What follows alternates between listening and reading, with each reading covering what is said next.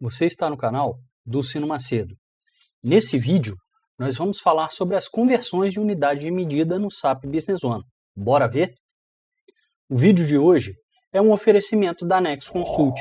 Se você precisa customizar o seu SAP Business One ou gerar a integração dele com qualquer sistema satélite, a Next Consult é a empresa certa para realizar esse tipo de trabalho. Com uma vasta experiência de mercado e sua expertise em diversas plataformas de desenvolvimento, a Next vai conseguir resolver o seu problema. Quer saber mais? Link na descrição.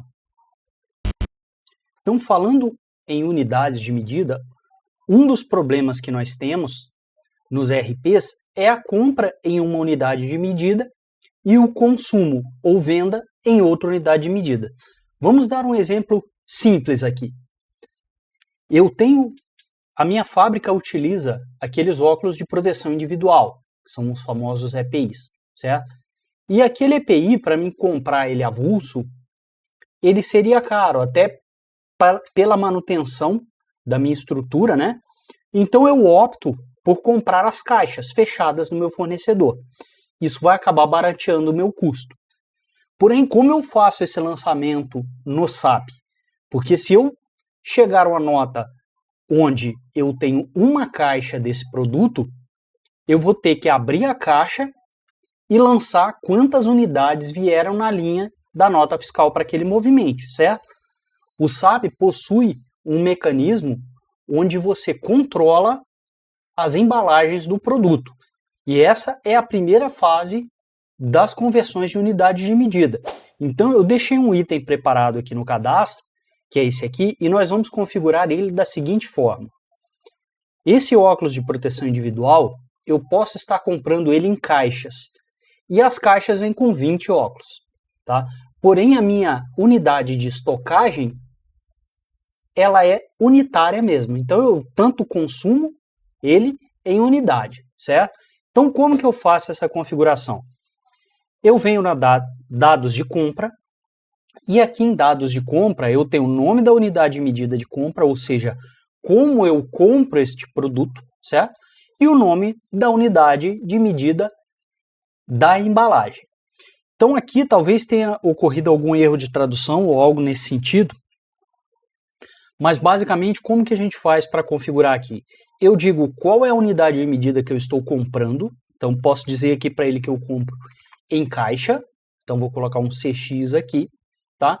E quantas unidades tem nessa caixa? Então, eu vou colocar aqui 20 unidades. E aqui embaixo, eu digo a composição. Então, eu vou ter unidades dentro dessa caixa. E cada unidade representa 1 em relação à minha unidade de medida de estoque. Então, eu coloco aqui o N e coloco 1. Aqui em dados de estoque, na minha unidade de medida, eu coloco o N, ou seja, eu estoco isso em unidade. Tá bom? Então eu vou atualizar esse item aqui, pronto. E agora nós vamos para a tela de pedidos para testar essa funcionalidade aqui. Basicamente, pedido de compras. Então eu vou abrir aqui os pedidos de compra, vou escolher um fornecedor aleatório aqui e vou escolher o nosso produto. Então é o N0001. Tá aqui. Perceba que eu coloquei uma quantidade igual a 1, tá? E vou colocar aqui o unitário de 250, tá? Ou 200. Pode ser 200 aqui, tá? E eu vou dizer a utilização, todo o consumo, o preenchimento que eu tenho que definir aqui no pedido, né? Que já está procedimentado. Eu vou definir aqui e pronto. A partir daqui eu vou gravar. Uma atenção, pedido não movimenta estoque, pedido só faz movimentação lógica. Então, ou ele dá uma previsão de saldo, né, de entrada, ou ele dá uma previsão de saída, tá? Então, no caso aqui, eu vou adicionar e visualizar, ok, pedido gravado, e nós vamos para o cadastro do item. Abrindo o cadastro do item, dentro do dados de estoque, eu posso ver que no meu depósito agora, eu tenho 20 peças para entrar, não apenas uma peça.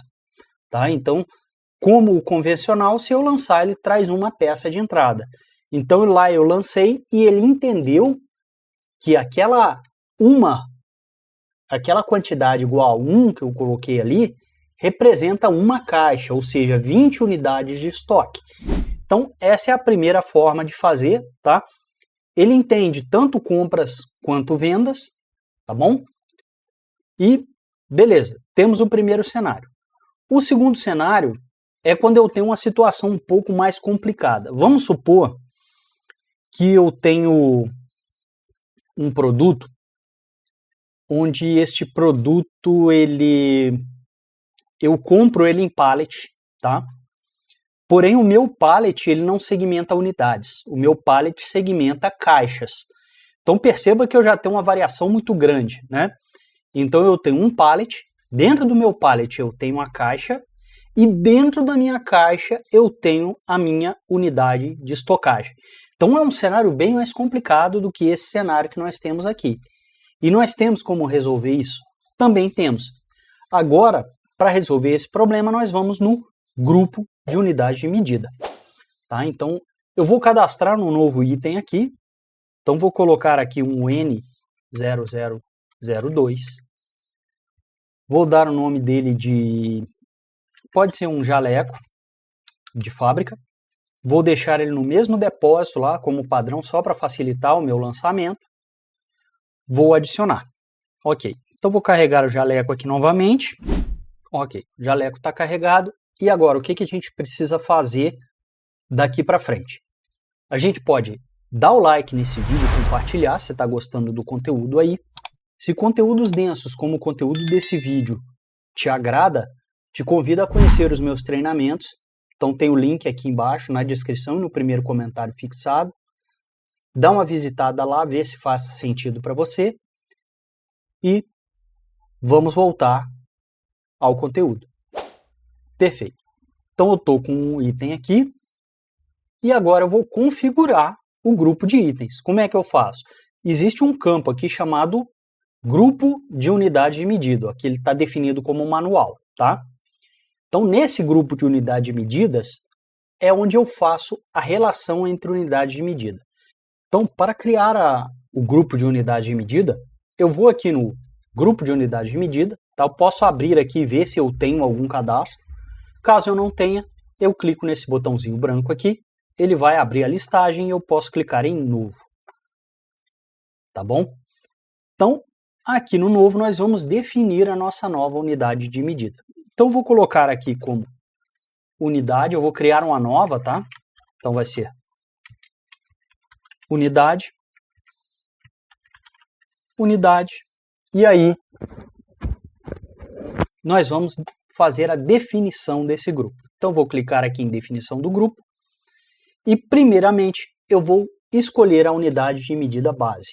O que seria essa unidade de medida base? A unidade de medida base vai ser a unidade de medida que vai ser utilizada para transformar todas essas quantidades. Tá? Ela pode ser um multiplicador ou um divisor. Então, vamos supor que eu vou pegar uma unidade de medida base aqui como unidade mesmo. Tá? Vamos ver aqui no cadastro se eu já tenho ela aqui, ó. Beleza. Unidade. Então, quando eu colocar uma unidade, significa que vai ser uma unidade. Então, após a unidade base, o que nós vamos fazer? Nós vamos criar a unidade alternativa. Então, o que eu vou fazer aqui? Uma unidade alternativa. Qual é essa unidade alternativa? Então, vou procurar aqui, ó, caixa. Então, uma caixa representa quantas unidades? Então, quantas unidades eu tenho dentro de uma caixa? Então, posso colocar aqui, por exemplo, que eu tenho 30 jalecos dentro de uma caixa. Tá?